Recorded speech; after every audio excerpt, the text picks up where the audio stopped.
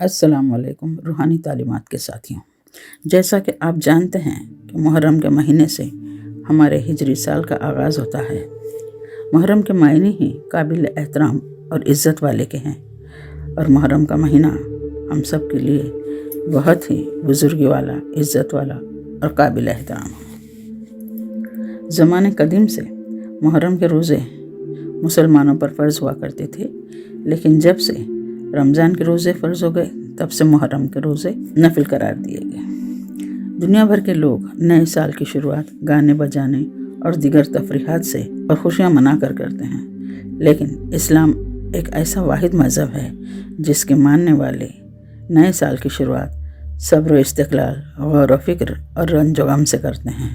غور و فکر اور رنج و غم شہادت نواسۂ رسول حضرت امام حسین ابن علی کے لیے، جنہوں نے امت مسلمہ کو جبر اور ظلم سے نجات دلانے کے لیے شہادت کا راستہ اپنایا اور اپنے نانا کے دین کی حفاظت کی، اور اپنے شہادت کے ذریعے اسلام کو حیات جاوید عطا کی، یعنی کبھی نہ مٹنے والی زندگی بخش دی۔ حضرت امام حسین فرزند رسالت اور فرزند ولایت اور امامت ہیں۔ حسین ایک عظیم الشان انسان ہیں جنہوں نے آرام و آسائش کو ترک کر کے امت مسلمہ کی اصلاح کی خاطر اپنی اور اپنے اہل خانہ کی قربانی دی، اور حقیقی معنوں میں دین اسلام کے رہبر بن گئے۔ حضور پاک صلی اللہ علیہ وسلم فرماتے ہیں کہ حسین چراغ ہدایت ہیں اور سفینہ نجات ہیں۔ سن 60 ہجری کا زمانہ آزادی، اخوت، محبت، تقوی، پرہیزگاری اور انسانیت کی تعلیم دینے والے ہمارے عظیم الشان پیغمبر حضور پاک صلی اللہ علیہ وسلم کی وفات کے 50 سال بعد کا عرصہ گزر چکا ہوگا کہ ایسا زمانہ آ گیا کہ جس میں ہر چیز زوال پر تھی۔ دور پیغمبر کی تمام نعمتیں، برکتیں تباہ ہو رہی تھی، فضیلتیں ختم ہو رہی تھی، اور حسرت اور مایوسی کا ایسا تاریک دور تھا کہ جہالت زندگی کا حصہ بن گئی تھی۔ طاقتور لوگوں نے تقوی کا خوبصورت لباس پہن رکھا تھا۔ طاقت اور دولت کے خلاف جہاد کرتے ہوئے اپنی جانوں کو نچھاور کرنے والے لوگوں کا جذبہ ٹھنڈا پڑ گیا تھا۔ اسلام کے مجاہدین، جنہوں نے آزادی اور انسانی محبت اور بھائی چارے کا جو جذبہ لوگوں میں پیدا کیا تھا، وہ جذبہ ختم ہو گیا تھا، اور مجاہدوں کی محنت رائگاں ہو گئی تھی، جنہوں نے حضور صلی اللہ علیہ وسلم کے شانہ بشانہ کھڑے ہو کر ایک مہذب اور شائستہ معاشرے کی بنیاد ڈالی تھی جو اسلام کے اصولوں پر قائم ہوا تھا، دھیرے دھیرے جہالت اور غفلت کی طرف مائل تھا۔ توحید کے چہرے پر شرک کی نقاب پڑی تھی۔ اسلام روایت کی زنجیروں میں جکڑ چکا تھا، اور روایت جعلسازی کا ذریعہ بن گئی تھی۔ بے گناہوں پر کوڑے برسائے جا رہے تھے، اور مخالفین کو قتل کیا جا رہا تھا۔ طرح طرح کے ظلم ڈھائے جا رہے تھے۔ لوگوں کو پہلے کی طرح پھر سے غلام بنایا جا رہا تھا۔ عوام کی گردنیں جھکی ہوئی تھیں، مجاہدوں کی گرفتاریاں ہو رہی تھی، لوگوں کی زبانوں پر دولت یا ظلم کا تالا لگا ہوا تھا، ہر طرف لوٹ کھسوٹ کا بازار گرم تھا۔ اصحاب اور مجاہد فتنہ فساد کے ڈر سے اپنی ذمہ داریوں کا بوجھ اتار کر گوشہ نشینی اختیار کر چکے تھے۔ ظلم کے خلاف لمبی خاموشی چھائی تھی۔ انسانی حقوق کو پیروں تلے روندا جا رہا تھا۔ غفلت اور جہالت کا ایسا دور تھا جو زمانے قدیم سے بھی زیادہ سیاہ اور سنگین تھا۔ لوگ ڈرے ہوئے تھے۔ حکومت کے ظلم اور جبر اور فتنہ فساد کے آگے مایوسی اور خاموشی اختیار کر چکے تھے۔ دشمن پہلے سے زیادہ طاقتور اور ہوشیار تھا۔ ملک شام جو سازشوں کا اڈا بنا ہوا تھا، جس کا حاکم یزید ابن معاویہ نہایت ہی عیاش، فاسق، فاجر، ظالم حاکم تھا، اور اس کے اطراف میں انہی لوگوں کا جمگھٹ تھا جو اسی کی طرح برائیوں اور بدعنوانیوں میں شریک تھے، اور دنیاوی فائدے اور اقتدار کی غرض سے اس کے گناہوں میں شامل تھے۔ امت مسلمہ طرح طرح کی برائیوں میں گرفتار ہو چکی تھی۔ لوگ مایوسی اور ڈر کے سائے میں جی رہے تھے۔ یزید کے خلاف آواز بلند کرنے کی کسی میں ہمت نہ تھی۔ ایسے دور میں حضرت بی بی فاطمہ اور حضرت علی کے فرزند اور نواسۂ رسول حضرت امام حسین نے یزید کے خلاف زوردار تحریک بلند کی۔ حضرت امام حسین تنہا ایسے تھے جنہوں نے یزید کے خلاف آواز بلند کی تھی۔ یزید چاہتا تھا کہ امام حسین بھی اس کے ساتھ ساٹھ گانٹھ کر لے۔ اس غرض سے اس نے حاکم مدینہ مروان کو یہ حکم دیا کہ امام حسین کے ساتھ یزید کی بیعت کروا دیں، اور مروان نے بھی بڑی بے شرمی سے امام حسین سے یزید کے ساتھ بیعت کا مطالبہ کیا۔ امام حسین جو فرزند رسالت اور امامت تھے، انہوں نے آپ صلی اللہ علیہ وسلم، حضرت علی اور ماں فاطمہ کے دامن میں تربیت پائی تھی۔ وہ ظالم یزید کی بیعت سے اپنے مقدس ہاتھوں کو ہرگز ناپاک نہ کر سکتے تھے۔ امام حسین بیعت کے مطالبے کے جواب میں حاکم مدینہ سے ارشاد فرماتے ہیں کہ اے حاکم مدینہ، ہم اہل بیت نبوت اور رسالت اور وحی کی آمد و رفت کے سائے میں پلے ہیں اور انہی کی طرز زندگی پر عمل کرتے ہیں۔ یزید شراب خور ہے اور محترم انسانوں کا قاتل ہے، علانیہ فساد اور خلاف اسلام حرکتوں میں لگا رہتا ہے، فاسق اور فاجر بھی ہے۔ پھر مجھ جیسا آدمی یزید جیسے آدمی کی بیعت ہرگز قبول نہیں کرے گا۔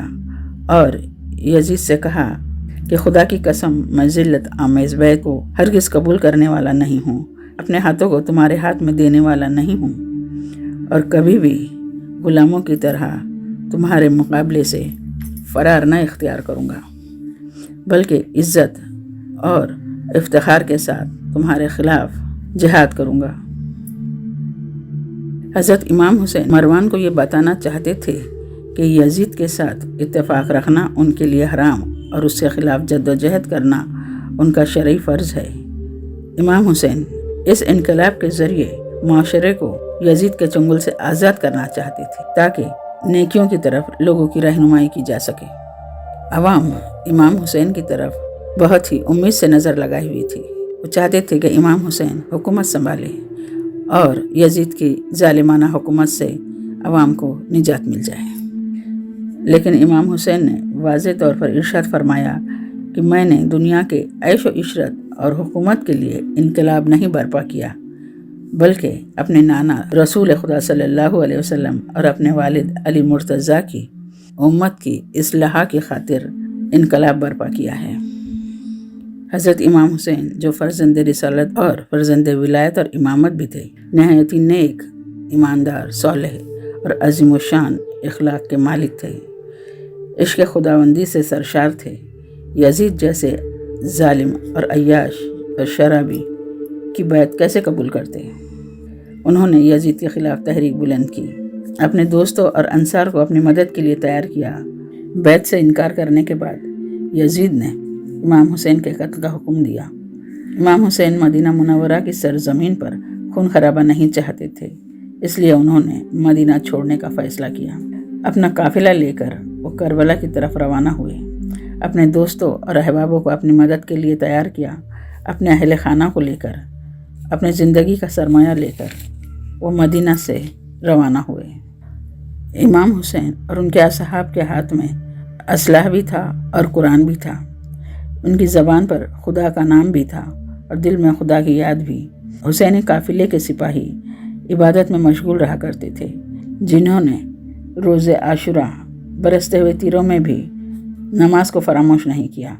عبادت اور خداوند عالم کے روحانی رابطے کے ساتھ ساتھ ہی انہوں نے میدان کربلا میں نہایت بہادری کے ساتھ ظلم کے خلاف ثابت قدم رہ کر دشمن کی فوج کا مقابلہ کیا، اور لاکھوں کی تعداد میں یزیدی فوج کا مٹھی بھر حسینی فوج نے ڈٹ کر سامنا کیا۔ شجاعت اور بہادری کے ساتھ لڑتے لڑتے اپنے جانوں کی قربانیاں دیتے رہے اور شہادت کو گلے لگائے۔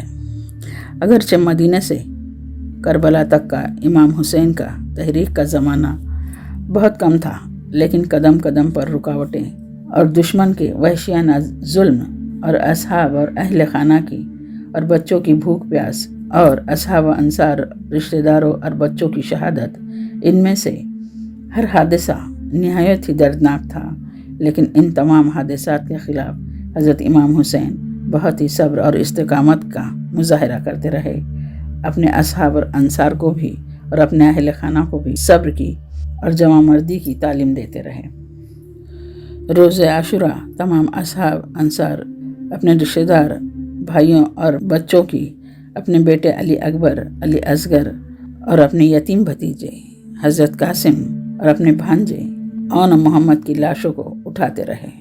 امام حسین جب تنہا رہ گئے، خیمے میں تشریف لے آئے، اپنی بہن زینب اور اہل بیت کو جمع کر کے ان سے ارشاد کیا، اے زینب، اے ام کلثوم، اے رباب، اے فاطمہ، خیال رکھنا جس وقت میں قتل ہو جاؤں تو ہرگز اپنے چہروں کو رنجیدہ نہ کرنا، اپنی زبان سے نازیبا الفاظ نہ ادا کرنا، غمگین ہو کر کپڑے نہ پھاڑنا، یعنی اپنی کمزوری ہرگز ظاہر نہ کرنا، کہیں تمہاری کمزوری دیکھ کر دشمن اپنی کامیابی نہ سمجھ بیٹھے۔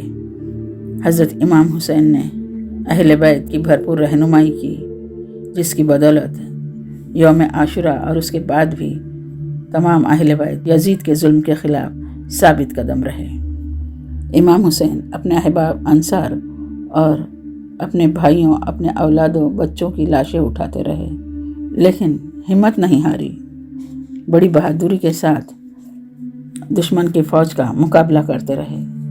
امام حسین نے میدان کربلا میں یزید کی فوج کے خلاف نہایت ہی بہادری اور شجاعت کا مظاہرہ کیا۔ ظلم کے خلاف وہ میدان جنگ سے بھاگے نہیں، نہ ظالم کی بیعت کی، بلکہ شجاعت اور جوانمردی کے ساتھ لڑتے لڑتے جام شہادت پیا۔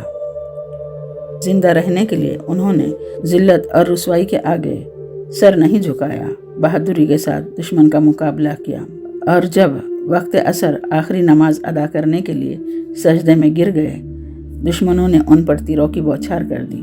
امام حسین شہید ہو گئے۔ ظالموں نے ان کو گھیر کر ان کے سر مبارک کو تن سے جدا کیا اور نیزے کی نوک پر رکھ کر اچھالنے لگے۔ بی بی زینب نے اپنے بھائی کی شہادت پر بارگاہ خداوندی میں ہاتھ اٹھا کر دعا مانگی، اے اللہ میرے بھائی کی قربانی قبول کر۔ بی بی زینب جو تحریک کربلا میں اپنے بھائی کے شانہ بشانہ کھڑی تھیں، یوم عاشوراء کے بعد بھی یزید کے خلاف ڈٹ کر کھڑی رہیں۔ دربار یزید میں انہوں نے جو تاریخ خطبہ دیا، اس نے حکومت کی جڑیں ہلا دی۔ خود یزید کے لوگ اس کے خلاف ہو گئے، اور اس کی بیوی جو حضرت امام حسین کی شہادت سے ناآشنا تھی، یزید کے خلاف ہو گئی۔ بی بی زینب جب تک زندہ رہیں، کربلا کے واقعات اور یزید کے ظلم کی داستان عوام کو سناتی رہیں، حضرت امام حسین کی شہادت اور ان کے مقصد کو لوگوں تک پہنچاتی رہی اور عوام کو بیدار کرتی رہی۔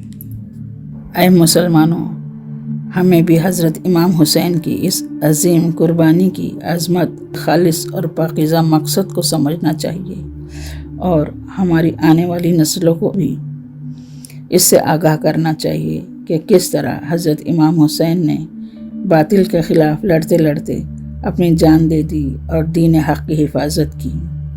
10ویں محرم یوم عاشوراء کو بی بی فاطمہ کا گھر اجڑ گیا۔ بی بی زینب کے ساتھ جناب زین العابدین ابن حسین، جو علالت کی وجہ سے جنگ کربلا میں شامل نہ ہو سکے تھے، اس داستان کربلا کو عوام تک پہنچاتے رہے۔ اس دردناک واقعے کے بعد محرم الحرام کی عظمت اور بڑھ گئی، اور حضرت امام حسین اور شہداء کربلا کی یاد میں محرم کا خاص اہتمام ہونے لگا، اور یوم عاشوراء کی فضیلت میں اور اضافہ ہو گیا۔ 9ویں اور عاشوراء کے روزے کو خاص اہمیت حاصل ہے، اور 11ویں کا روزہ بھی رکھنا افضل ہے۔ ان دنوں روزے رکھنا، غریبوں میں کھانا تقسیم کرنا، بیمار پرسی کرنا، یتیموں کے سر پر شفقت سے ہاتھ پھیرنا، علماء دین کی زیارت کرنا، اقرباؤں سے ملنا، غسل کرنا، نماز ادا کرنا، ماں باپ کی خدمت کرنا، کلمہ تمجید کو 70 دفعہ پڑھنا، دعائے عاشوراء پڑھنا اس دن کے آداب میں شامل ہے۔ دعائے عاشوراء پڑھنے کا طریقہ اس طرح ہے: ایک پہر چڑھے پر غسل کر کے 4 رکعت نفل نماز ایک نیت سے پڑھیں۔ ہر رکعت میں سورہ فاتحہ کے بعد 15 مرتبہ سورہ اخلاص پڑھیں، اور بعد نماز دعائے عاشوراء 10 مرتبہ پڑھیں، آگے پیچھے درود پڑھیں، اور اس نماز کا ثواب حضرت امام حسن اور امام حسین رضی اللہ عنہم کی بارگاہ میں پہنچائے۔ دعائے عاشوراء کی برکت سے آنے والے 1 سال تک اللہ پاک پڑھنے والے شخص کو اپنے امان میں رکھیں گے، یعنی 1 سال تک وہ اللہ تعالیٰ کی हिफ्ज़ अमान में रहेगा उसे मौत ना आएगी। बीमारियों के इस दौर में अपनी और अपने अहले खाना की और अपने दोस्तों और रिश्तेदारों की हिफाजत और सलामती के लिए दुआए आशुरा ज़रूर पढ़ें और तमाम मुसलमानों को पढ़ने की ताकीद करें और 1 साल तक अल्लाह ताला की अमान में रहें। आमीन। सदका जारिया की नीयत से इस वीडियो को हर मुसलमान तक पहुंचाए। हमारे चैनल को सब्सक्राइब कीजिए ताकि हमारी आने वाली हर वीडियो आप तक बर वक्त पहुँचे। हमारी वीडियो आपको कैसी लगी इस पर कमेंट कीजिए और पसंद आए तो लाइक कीजिए। अस्सलामु अलैकुम व रहमतुल्लाहि व बरकातुहू।